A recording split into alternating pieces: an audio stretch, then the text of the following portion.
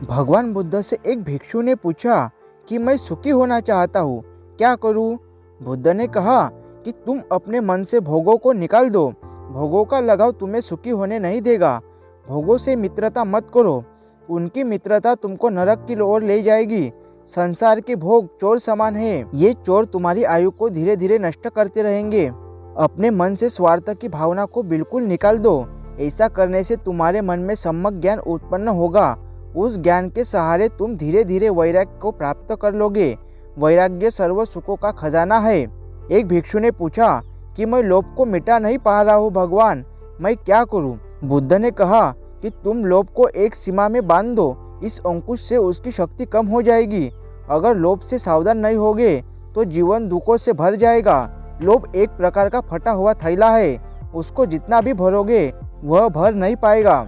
लोभ एक प्रकार का नशा है, तुम कितना भी संग्रह करो फिर भी तुम्हारा मन तृप्त नहीं हो सकता। लोभी मन की भूख कभी भी मिट नहीं सकती।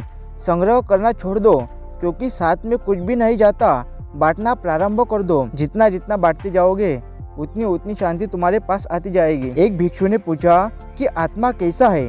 बुद्ध ने कहा कि आत्मा आनंद है, आत्मा प्रेम है, आत्मा शांति है, आत्मा पूर्ण है, आत्मा निरंकार है, आत्मा सर्वव्यापक है, आत्मा अजर अमर है, आत्मा अद्वितीय है, आत्मा पुरातन है अर्थात पुराने से भी पुराना हुए।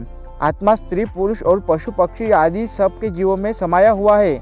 वह सबका चेतन और सबका साक्षी है। आत्मा सबकी दृष्टा है। आत्मा सब जीवों में विद्यमान है। वो सब जीवों का जन्म और मृत्यु भी देखता है, शरीर का बचपन, यौवन और बुढ़ापा भी देखता है। आत्मा स्वयं प्रकाश है, उसको किसी अन्य प्रकाश की जरूरत नहीं। आत्मा निरंतर है, जिसमें नाम का भी मैल नहीं है। आत्मा विकारों से रहित है।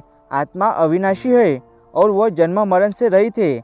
वह शाश्वत है अर्थात सदा है। आत्मा न तो किसी को मारता है और न ही किसी के द्वारा मारी जाती है। आत्मा को शस्त्र से काट नहीं सकते, इसको आग नहीं जला सकती, इसको पानी नहीं डुबो सकता और वायु नहीं सुखा सकता। आत्मा सनातन है अर्थात वह सदा रहने वाली अनादि है। आत्मा तटस्थ है, आत्मा पूर्ण है और तृप्त है।